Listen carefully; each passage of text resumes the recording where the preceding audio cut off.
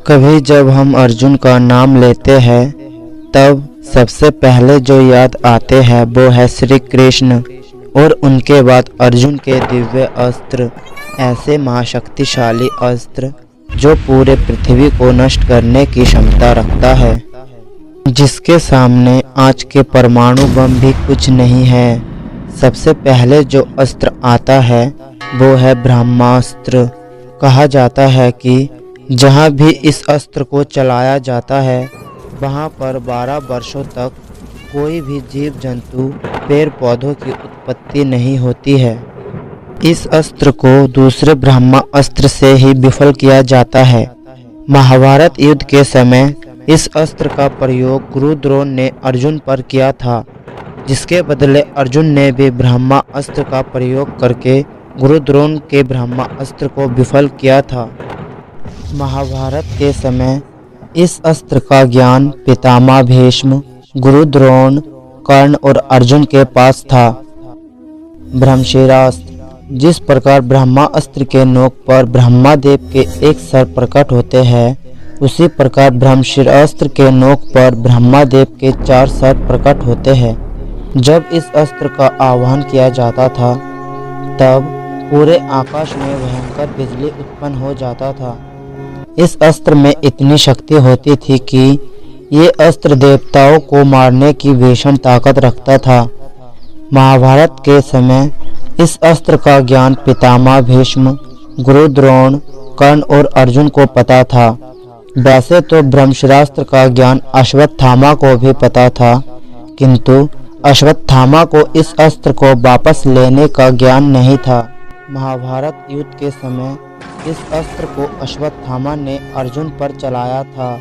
बदले में अर्जुन ने भी ब्रह्मशिरास्त्र चलाया था, परंतु बाद में ऋषि मुनियों ने अर्जुन और अश्वत्थामा को समझाया कि इन दोनों अस्त्र के आपस में टकराने से पृथ्वी नष्ट हो सकता है। जिसके बाद अर्जुन ने इस अस्त्र को वापस ले लिया, परंतु अश्वत्थामा को इस अस्त्र को वापस लेने का ज्ञान नहीं था। इसलिए अश्वत्थामा ने इस अस्त्र को अर्जुन के पुत्र वधु उत्तरा के गर्भ की ओर मोड़ दिया।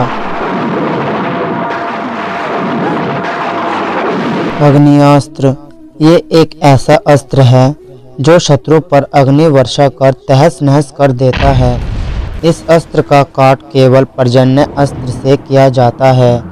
अग्नि अस्त्र लगभग सभी योद्धा के पास था, क्योंकि ये अस्त्र आसानी से मंत्र सिद्ध करके प्राप्त किया जा सकता था। अगला अस्त्र है वज्रास्त्र। ये अस्त्र इंद्रदेव का सबसे खतरनाक अस्त्र है।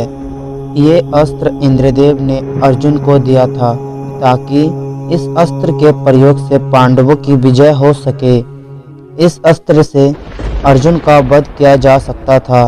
इंद्रदेव ने जब कर्ण से उसका कवच और कुंडल मांगा था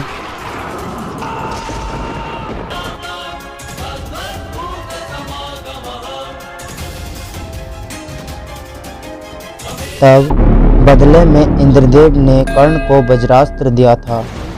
तब कर्ण ने यह सोच लिया था कि इस अस्त्र का प्रयोग अर्जुन पर करूंगा, पर भगवान श्री कृष्ण के नज़रों से भला कौन बचा है।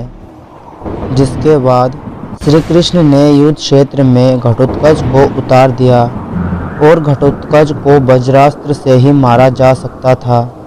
जिसके बाद कर्ण को ना चाहते हुए भी घटोत्कच पर वज्रास्त्र का प्रयोग करना पड़ा। अगला जो अस्त्र है वो है महादेव का सबसे विध्वंसकारी अस्त्र, पाशुपतास्त्र। इस अस्त्र के आह्वान से ही ब्रह्मांड कांपने लगता है। इस अस्त्र का प्रयोग दानव और दैत्यों पर किया जाता है। अर्जुन ने इस अस्त्र को तपस्या कर महादेव से प्राप्त किया था। महादेव पाशुपतास्त्र को नेत्र, मन और शब्दों से भी आह्वान कर सकता था। महादेव ने जो पाशुपतास्त्र अर्जुन को दिया था वह पाशुपतास्त्र दिव्य तीर और धनुष के रूप में दिया था। माना जाता है कि जिस प्रकार महादेव के त्रिशूल में 3 खंड शूल होते हैं, उसी प्रकार पाशुपतास्त्र में 4 खंड शूल होते हैं। ऐसे में माना जाता है कि महादेव के त्रिशूल और नंदी जी के पैर को मिलाकर इस अस्त्र का निर्माण हुआ है। दोस्तों, आपको इन अस्त्रों में से कौन सा अस्त्र सबसे शक्तिशाली लगता है? नीचे कमेंट बॉक्स में कमेंट करके बताएं।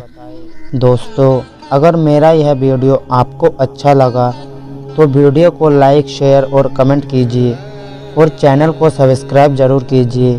तो हम मिलते हैं अपने अगले वीडियो में। तब तक के लिए हर हर महादेव।